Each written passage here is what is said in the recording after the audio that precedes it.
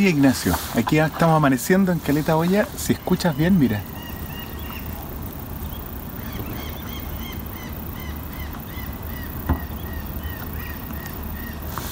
Esa es una de las sorpresas hoy y una de las sorpresas para Darwin. Es una historia muy divertida esta. ¿Qué se escucha ahí? Loro. Los loros son un grupo de aves tropicales. Y había un francés, Bougainville, que en los años 1700 vino acá y había descrito que había loros. Entonces los ingleses dijeron, no, estos son los franceses que se imaginan cosas. Hasta que Darwin llega y ve este loro que en Chile lo llamamos la cachaña. Enicoñatus ferrugineus, el nombre científico. Y ferrugineus es porque tienen la cola rojiza. El amanecer en Caleta Olla parece casi un amanecer en el Amazonas, en zonas tropicales debido a estos loros. Primera gran sorpresa.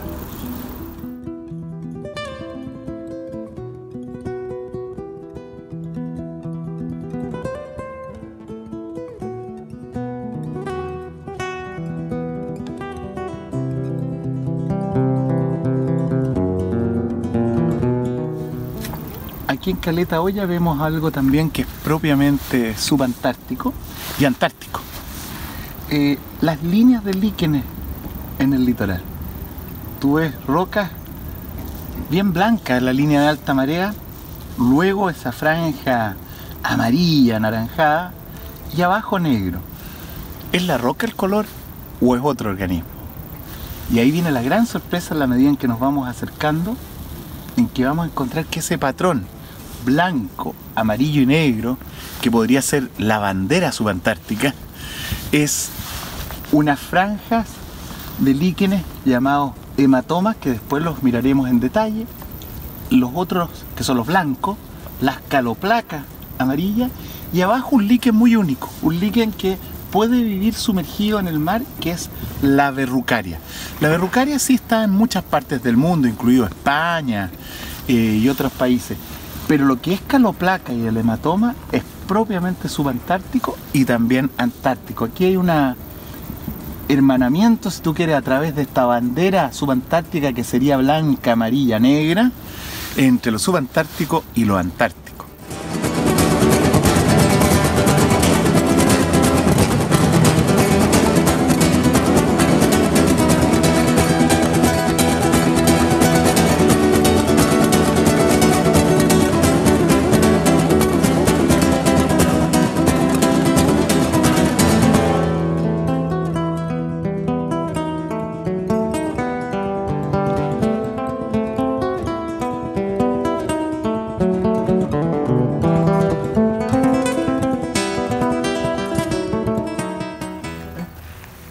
Aquí en Caleta Olla llegan los guanacos y en Caleta Olla comienza el Parque Nacional de Agostini hacia el oeste.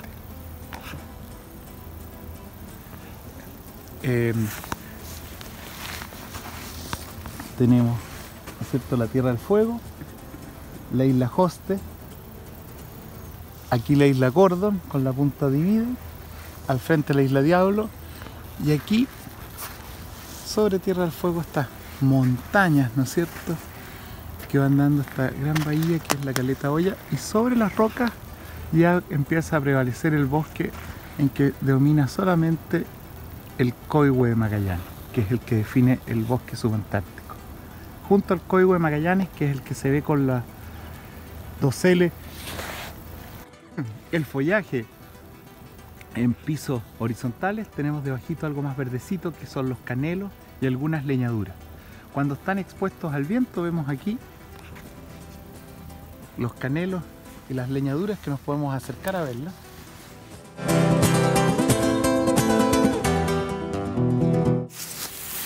Comienzan a crecer en forma arbustiva, como pequeños bonsai si tú quieres, unos pegaditos con otros, para protegerse del viento. Cuando hay mucho viento es más chiquitito. Y aquí vamos a empezar a ver otra de las sorpresas, que es qué pasa debajo de los canelos y los maitenes. El canelo ¿no es cierto? Como encontramos en la isla Hornos y en toda la zona subantártica,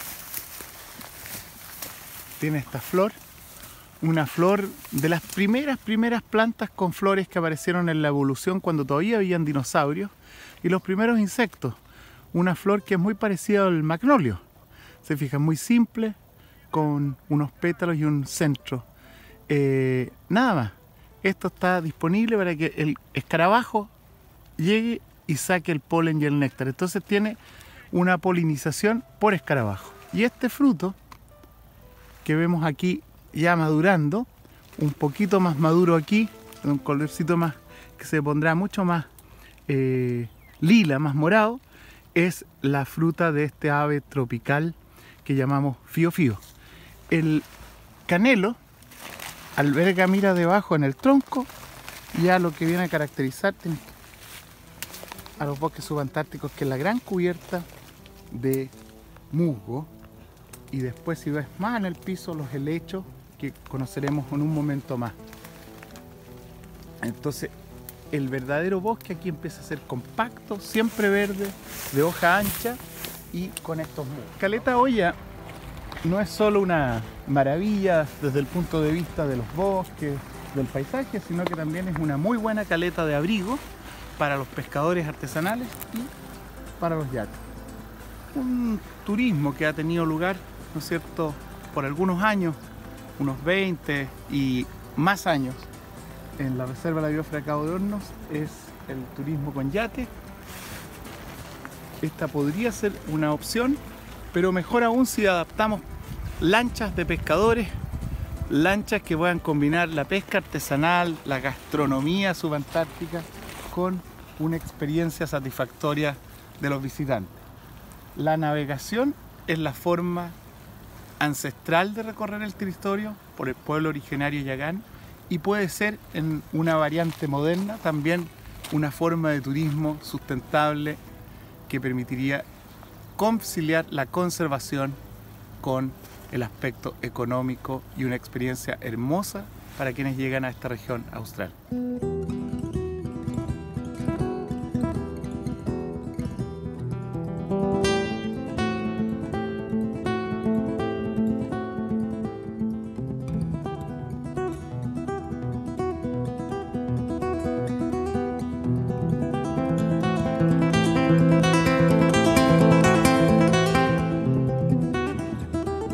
Al llegar a Caleta Olla, no solo entramos al Parque Nacional de Agostini, por el lado, el extremo este de este oeste, sino que podríamos decir, bienvenidos al bosque subantártico.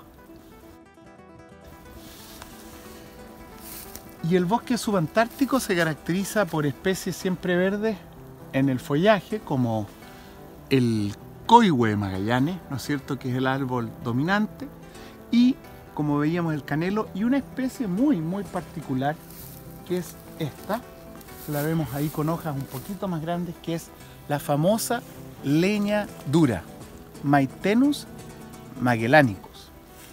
Y este maitén de Magallanes es muy palatable, muy deseable para el vacuno.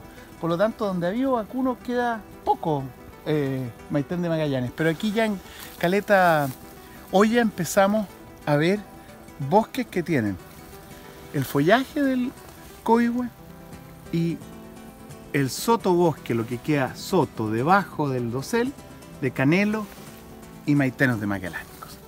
Y una nueva sorpresa en el piso del bosque. Aparecen estos helechos leñosos que caracterizan, ¿no es cierto?, al bosque subantártico, el Blechnum, y por supuesto el apellido científico es Blechnum magellanicus. Este es el costilla de vaca, el helecho costilla de vaca de Magallanes, que caracteriza la zona de inicio del bosque subantártico, y después, cuando ya es muy lluvioso, vuelve a desaparecer. En resumen, el Blechnum magellanicus, esta costilla de vaca, no está en Navarino, donde hay poca lluvia, está en Caleta Olla, nos acompañará en la ruta de los glaciares, y después hacia el Pacífico, donde llueve mucho, vuelve a desaparecer. Es bien tincado en cuanto a la cantidad de lluvia que necesita. Pero miren qué hermosura qué belleza tener al maitén, al canelo, el coigüe acompañado de este gran helecho y entre medio del helecho, por supuesto, siempre el elegante michay.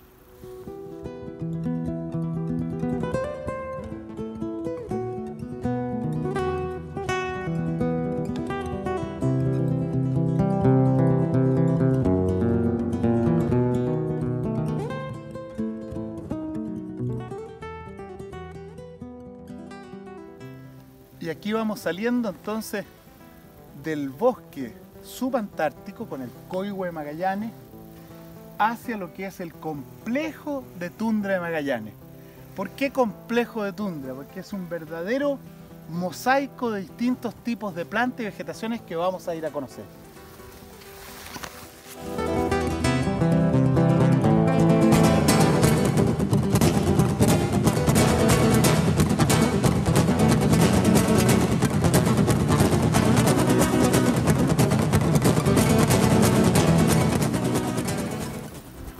Entonces tenemos la caleta Olla, ¿no es cierto?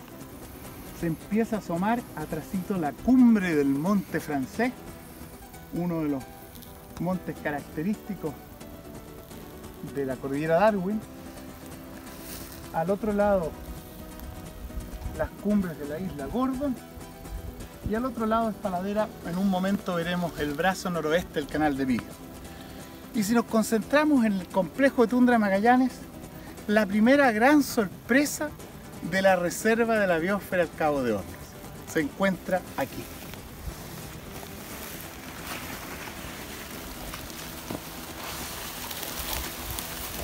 Una planta con flores muy extrañas, una planta muy sencilla que parece un verdadero lirio campo, y esta planta llamada Tetoncium magellanicum es una planta que viene de la época de los dinosaurios. Una de las primeras plantas que deja el agua y conquista la tierra. Una planta característica de las turberas y de la tundra de Magallanes, que todavía encuentra en esta parte del planeta un refugio. Por lo tanto, podríamos decir que la reserva de la biosfera Cabo de Hornos es el Jurassic Park del hemisferio sur.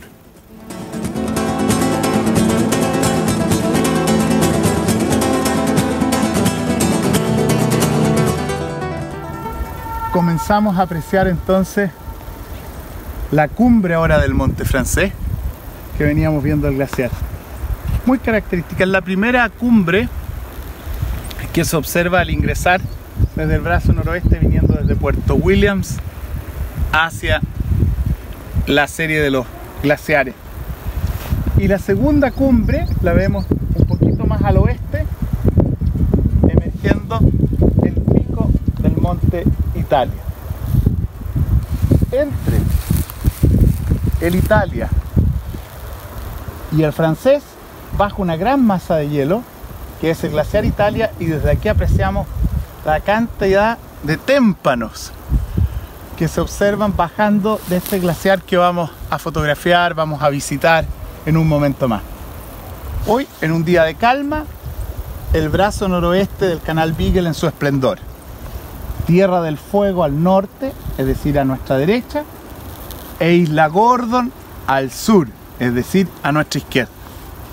Isla Gordon es una de las islas más hermosas en cuanto a otra característica de la zona subantártica: los chorrillos. Vemos entonces los glaciares, que todavía, o ventisqueros, ¿no es cierto?, en las cumbres de las montañas, dando origen a un sinnúmero, a centenares de chorrillos, cascadas, donde vive una fauna de insectos, de invertebrados muy peculiar. Y por debajo de esta zona altoandina con sus vegas, una gran masa de bosque ya puramente dominada por el coigüe de Magallanes, y aquí cerquita lo vemos nuevamente acompañado siempre de este árbol majestuoso que es el canelo.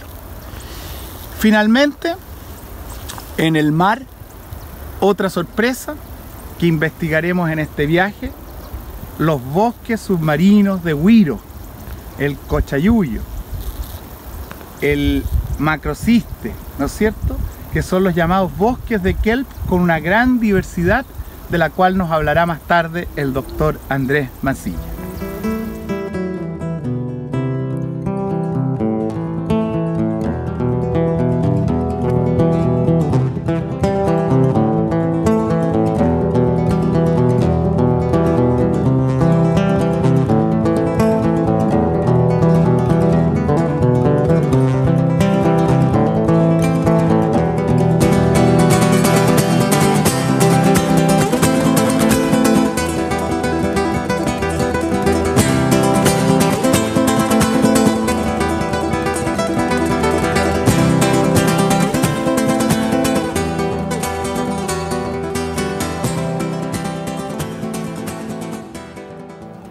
Aquí vemos una de las grandes amenazas del turismo para la conservación. Queremos turismo, pero que sea sustentable. ¿Cuál es la amenaza? Cuando la gente va apurada, como de carrera, por decir así, sin mirar, y hay mucha gente que hace eso, lo que hace es pisotear. La ecorregión subantártica tiene una vegetación y pisos muy frágiles. ¿Por qué es tan prístina la región de Cabo de Hornos? Si ustedes observan aquí, fíjense que es tan diversa, un cuadradito de centímetros, que vemos una astelia con sus flores, vemos una pequeña mirtiola que es un arbolito, vemos este musgo chascón, ¿no es cierto?, que se llama bartramia, vemos gramínea, es decir, tenemos una cubierta compacta de vegetación, que aunque llegue la romaza, aunque lleguen las semillas de diente león, no se establecen, ni germinan, ni crecen. Entonces, esto ha mantenido uno de los únicos lugares en todo el planeta que no tiene especies exóticas.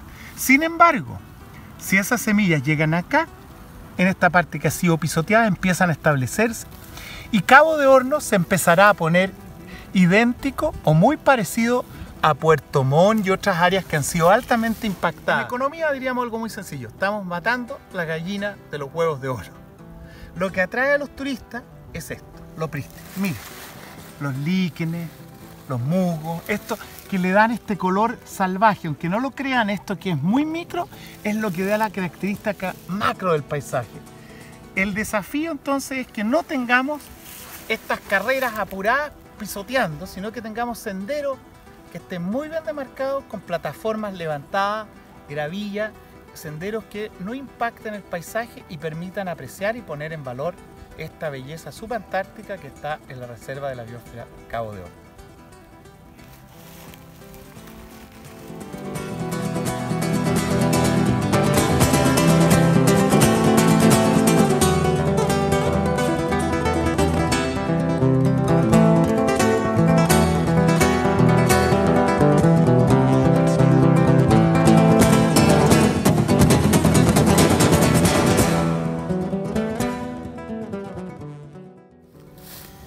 Bienvenidos al Junquillar.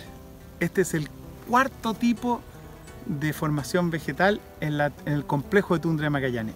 El Junquillar que ustedes ven aquí, extendido en la parte húmeda de Caleta Olla, es fundamental para aves como la becasina, que aquí tenemos la becasina grande que nidifica y encuentra un refugio por una especie amenazada en este junquillar. Pero este junquillar también es importante para la cultura, particularmente para la cultura yagán.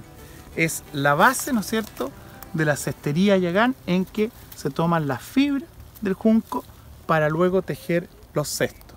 Y este humedal, en el punto de vista botánico, es muy relevante porque crecen especies como el michay, que van con estos musgos que crecen encima de un género que se llama Orthotrichum, pelitos rectos, que son propios del Cabo de Hornos, varias especies endémicas, y se encuentran solo sobre las ramas del michay. Finalmente, en el junquillar se llama la atención siempre en el piso la gúnera o frutilla del diablo, que es una verdadera inyección de nitrógeno. La gúnera, la frutilla del diablo, tiene en sus raíces una bacteria que fija el nitrógeno y es como meterle salitre. Y por eso que se da tan bien el junquillar. Mantener este junquillar permite mantener la cestería, la avifauna, el ecosistema sano y un paisaje único que se complementa las turberas, las plantas en cojín y la tundra graminoide del complejo subantártico. La abuela Úrsula Calderón siempre nos hablaba de Caleta Olla. Ella nos contaba que incluso cuando venía habían elefantes marinos y venían a recolectar ostiones y almejas. Pero además, por supuesto, recolectaban las fibras de los cestos yaganes que eran muy apreciados. Así que Caleta Olla es un lugar histórico y podría ser un lugar actual que tenga preferencia para de uso del pueblo originario yagán.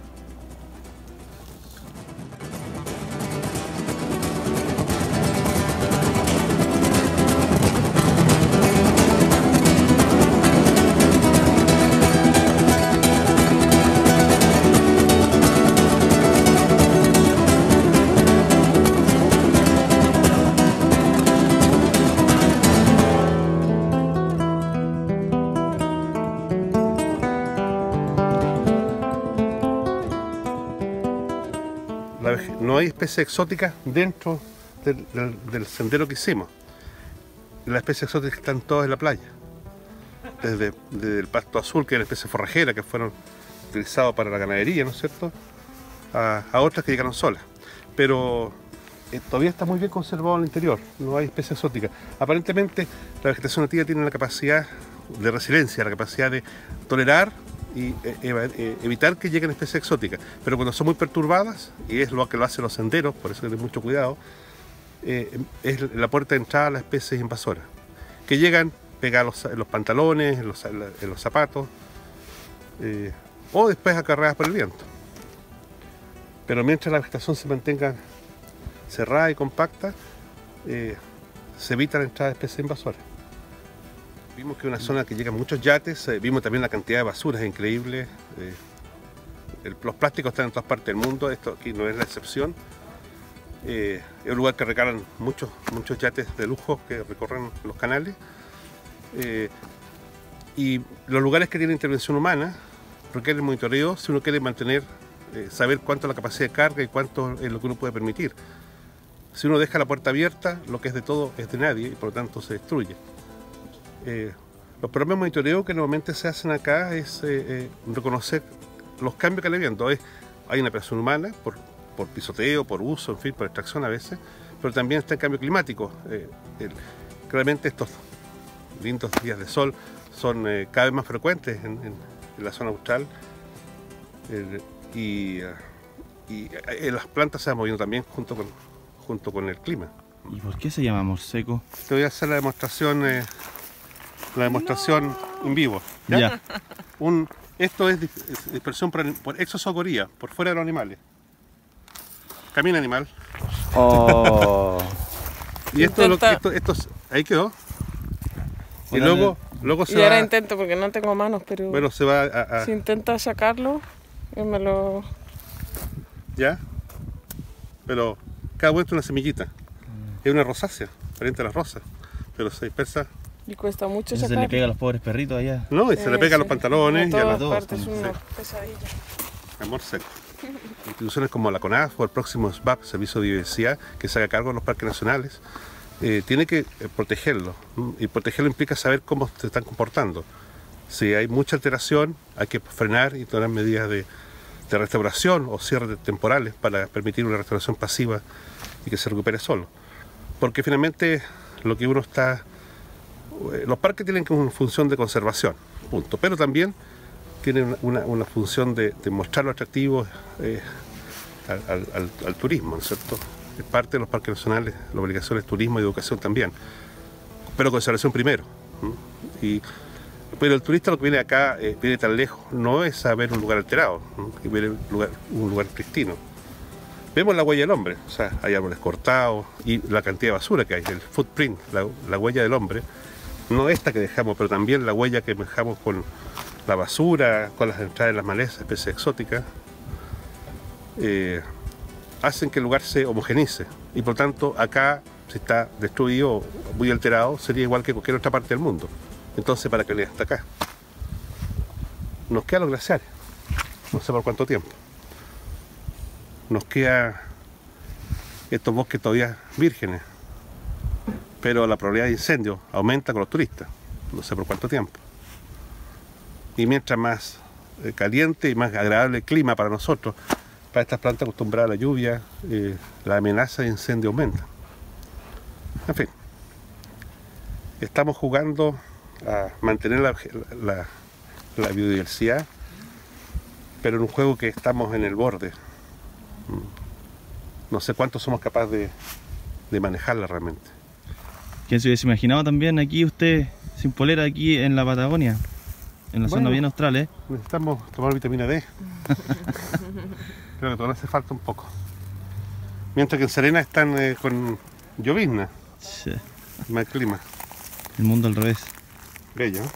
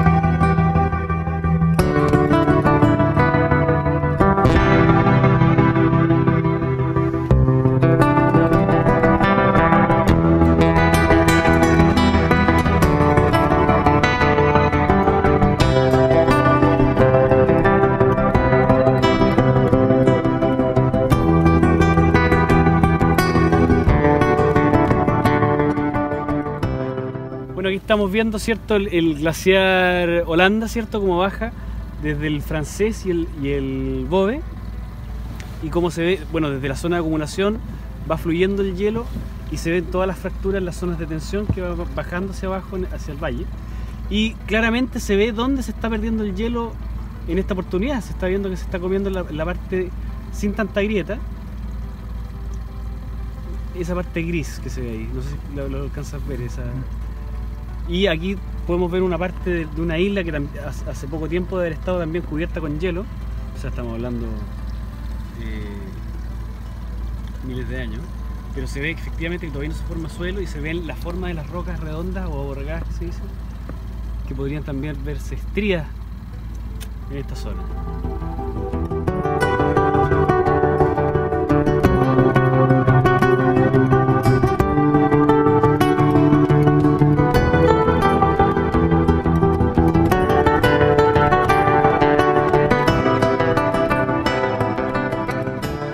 La ladera sur oeste, ¿cierto? del monte Francés, y se ve este glaciar de acá, y en la parte inferior se ve lo que es la morrena frontal del glaciar, que se ve la parte final, ¿cierto?